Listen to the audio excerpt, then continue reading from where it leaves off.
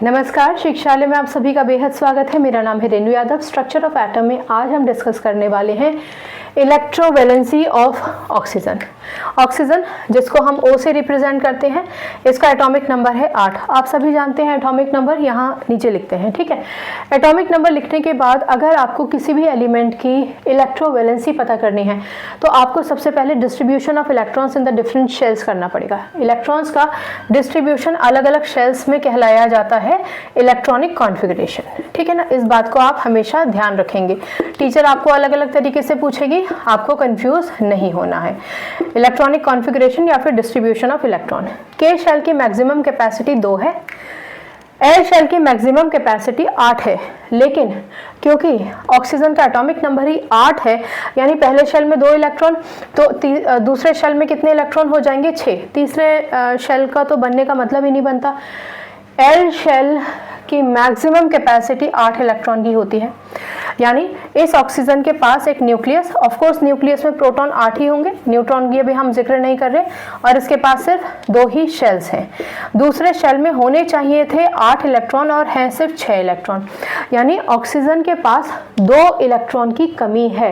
कहने का मतलब ऑक्सीजन खुद को स्टेबल करने के लिए क्या करेगा? आपको याद होगा एटॉमिक स्टेबिलिटी के लिए एल के शेल के अलावा बाकी जितने भी शेल हैं उसमें 8 इलेक्ट्रॉन चाहिए। अगर 8 का आधा 4 है तो शेयरिंग करेगा, 4 से ज़्यादा 5, 6 या 7 इलेक्ट्रॉन है तो इलेक्ट्रॉन लेकर खुद को स्टेबल करने की कोशिश करेगा, क्योंकि 4 होता तो शेयर करता ना, पर 4 से तो बेटर ही कंडीशन में है। अब इसके पास, क्योंकि यहाँ पर एल शेल की मैक्सिमम कैपेसिटी 8 है और एल शेल के पास 6 इलेक्ट्रॉन है, कहने का मतलब उसको 2 इलेक्ट्रॉन की ज़रूरत है।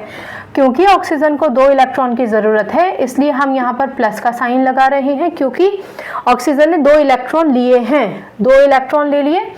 अब इसने 2 इलेक्ट्रॉन लिए हैं, इसलिए इस पर 2 नेगेटिव चार्ज आ जाएगा।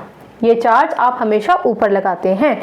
यहाँ पर जो E नेगेटिव है, इसका मतलब है कि इलेक्ट्रॉन नेगेटिवली चार्ज होते हैं। यहाँ जो 2 नेगेटिव है, इसका मतलब है कि ऑक्सीजन ने 2 इलेक्ट्रॉन लिए हैं। हमने जितना उधार किसी से लिया होता है उतना ही कर्जे में हम महसूस करते हैं ना। अगर हमने किसी से 2 पेन ले लिए तो हमें लगता है हमने इसे 2 पेन लिए, हम इसे 2 वापस करने हैं। एक समझाने के लिए कह रही हूँ, ऑक्सीजन वापस नहीं करने वाला, ठीक है ना। जिसके साथ बॉन्ड बन गया उसके साथ इलेक्ट्रोवैलेंट बॉन्ड बन गया, बट समझाने के लिए इस चीज को समझिए। अगर हम किसी से कुछ लेते हैं, जितना यूनिट लेते हैं उतना नेगेटिव फील करते हैं। ऑक्सीजन ने 2 इलेक्ट्रॉन लिए हैं, इसलिए उस पर 2 नेगेटिव चार्ज आ जाएगा। यानी ये जो ऑक्सीजन एटम था, इस ऑक्सीजन एटम पर अभी तक पूरे 8